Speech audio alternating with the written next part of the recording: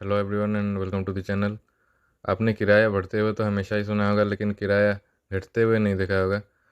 ऐसा पहली बार होने जा रही है कि इंडियन रेलवेज़ में किराया घटेगा और 25% तक की छूट मिलेगी किराए पे। तो आइए जानते हैं इसको डिटेल में कि यह क्या स्कीम है और कैसे काम करेगी। तो रिसेंटली मिनिस्ट्री ऑफ रेलवेज़ ने ये स्कीम लाया है जहाँ पे फ्लेक्सी फेयर के टाइप आपको डिस्काउंट मिलेगा ट्रेनों के क्लासेस में। पहला पॉइंट, यह कहाँ पे मिलेगा? तो ये सिर्फ एसी सिटिंग क्लासेस में मिलेगा, जो कि AC chair car, executive class, अनुभूति या विस्टाडोम वगैरह में। 2S जैसा कि नॉन एसी है उसमें नहीं मिलेगा। और थर्ड एसी, सेकेंड एसी, ये सब स्लीपिंग क्लासेस हैं, सिटिंग में ही सिर्फ मिलेगा ये।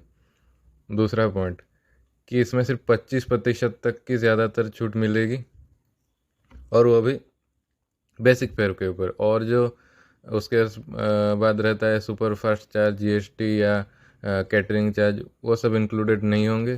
सिर्फ जो बेसिक फेयर है उसी पे ही मिलेगा ये डिस्काउंट।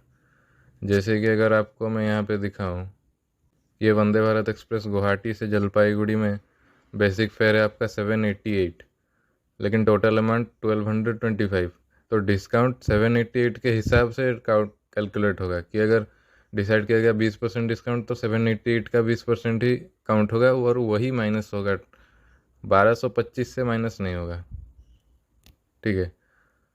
तीसरा पॉइंट कि ये हर ट्रेनों में क्या लागू होगा? नहीं होगा हर ट्रेनों में, ये सिर्फ रेगुलर ट्रेनों में ही लागू होगा। स्पेशल ट्रेनों में ये लागू नहीं होगा। और रेगुलर में भी वहीं जहाँ सिटिंग एसी चेयर कार है और वहाँ उसकी ऑक्यूपेंसी 50% से कम है। और ये आइदर एंड टू एंड हो सकता है या स्टार्टिंग का कोई लेग या एंडिंग का कोई सेक्शन हो सकता है। पिछले 30 दिनों का डाटा लिया जाएगा, उसमें अगर 50% से लेस ऑक्यूपेंसी हुई उस सेक्शन में, तो वहाँ ही इसको अप्लाई किया जाएगा। जैसे कि हम अगर एग्जांपल लें, दिल्ली से अजमेर के बीच जो वंदे भारत चलती है वो ज़्यादातर जयपुर में ही खाली हो जाती है। जयपुर से अजमेर बहुत कम लोग जाते हैं। तो अगर आप न्यू दिल्ली से अजमेर तक की टोटल बुकिंग करोगे तो वहाँ पे ऑक्यूपेंसी 50 से ज़्यादा ही आ जाएगी, क्योंकि ठीक ठाक बुकिंग हो जाती है। लेकिन जयपुर के बाद बहुत कम लोग ही रहते हैं, जिससे कि इसकी ऑक्यूपेंसी 50 से कम होगी। तो यहाँ पे आपको वो जो डिस्काउंट है वो मिलेगा। ठीक है। और ये जो स्कीम है ये इमीडिएट इफेक्ट से शुरू होगा, ना कि कोई डेट दिया गया है 5 दिन बाद, 10 दिन बाद। जितने जल्दी हो सके हर रेलवे जोन इसको स्टार्ट कर देगा। हर जोन का जो पीसीसीएम है ऑफिसर यहाँ पे इसको डिसाइड करेंगे कि किस ट्रेन में कितनी % तक की छूट दी जाएगी।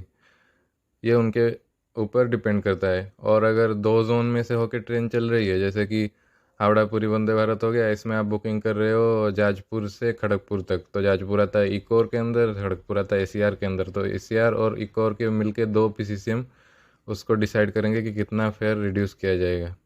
और ये एक जैसा नहीं रहेगा। अगर बाद में सिचुएशन इम्प्रूव हुई, अगर ऑक्यूपेंसी बढ़ी, तो इसको विड्रॉ भी किया जा सकता है या घटाया भी जा सकता है।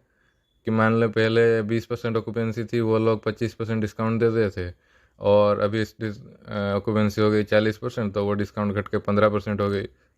ऐसे ही होगा। ऐसा कोई ट्रेन है जहाँ पे डिस्काउंट लगेगा आपसे, लेकिन किसी ने पहले से ही बुकिंग कर रखी है, तो उसको रिफंड नहीं मिलेगा, वो वैसा ही रहेगा। और जिन ट्रेनों में 50% से कम ऑक्यूपेंसी है और वहाँ पे फ्लेक्सी फेयर यानी कि जो डायनामिक फेयर है वो लागू होता है, तो डायनामिक फेयर को तुरंत ही बंद कर दिया जाएगा। जैसे कि कुछ शताब्दी ट्रेनें हैं, नाहरलगुन से गुवाहाटी की जो शताब्दी है उसमें बहुत कम ऑक्यूपेंसी है, तो वहाँ पे फ्लेक्सी फेयर या डायनामिक फेयर को कैंसिल कर दिया जाएगा। और अगर आप किसी कोटा से, जैसे कि कौन से MLA quota, ex MLA, warrant, freedom fighter, MP quota, इसमें से बुकिंग करते हैं, तो ये सुविधा आपको नहीं मिलेगी। जो ट्रेनें स्कीम में क्वालिफाई करेंगी वहाँ वहाँ पे उन क्लासेस में तत्काल कोटा भी नहीं दिया जाएगा। और जाहिर सी बात है भाई, अगर ऑक्यूपेंसी नहीं है, ट्रेन खाली पड़ी है, तो तत्काल का क्या फ़ायदा? कोई वैसे ही बुकिंग कर सकता है आके आराम से। और ये जो डिस्काउंट्स है ये फर्स्ट चार्ट प्रिपरेशन होने तक भी चलेंगी और करंट बुकिंग में भी ये चलेंगी। और टीटी ऑन बोर्ड टीटी से अगर आप करवाते हो बुकिंग, तो वो भी परमिट कर सकते हैं डिस्काउंट को। और जैसा कि मैंने पहले से ही बताया, ये स्कीम है, तो ये कोई परमानेंट चीज़ नहीं है, ये स्कीम है और ये 1 साल के पीरियड तक ही वैलिड है। 1 साल के बाद रेलवे इसको बंद भी कर सकती है, फिर से कंटिन्यू भी कर सकती है, डिपेंड करता है क्या काम होता है, ये कितना सक्सेस होता है। तो मेरा क्या स्टैंड है, तो अगर हम बात करें डायनेमिक फेयर की, वो तो हट जाना चाहिए सभी ट्रेनों से। और दूसरी बात रही ऑक्यूपेंसी की, तो आप ऐसे ऐसे रूट पे चलाओगे, भोपाल इंदौर, भोपाल जबलपुर वंदे भारत, तो एक तो आप बेकार रूटों में चला रहे हो, प्लानिंग नहीं है। और फिर जब बहुत कम ऑक्यूपेंसी आ रही है, 15-20% की ऑक्यूपेंसी आ रही है उन रूटों में, तब आपको अकल आ रही है कि हाँ ये तो ऑक्यूपेंसी कम आ रही है, अब तो डिस्काउंट देना पड़ेगा। ये अजीब बात है भाई, आप खुद प्रॉब्लम क्रिएट करते हो और खुद उसको सॉल्व करने के लिए कुछ अलग स्कीम ला के खड़ा कर देते हो, फिर आगे 2 दिन जाके फिर रिवर्ट कर लोगे, जैसे 3 के साथ 3C इकोनॉमी के साथ जैसे मजाक करके रख दिया। अजीब ही चल रहा है भाई, एक्सपेरिमेंट के नाम पे कुछ भी कर रहे हैं। ये देखते हैं क्या होता है, बाद में अगर कोई मॉडिफिकेशन होता है तो हम आपको इन्फॉर्म कर देंगे। देखते रहिए चैनल। Thank you.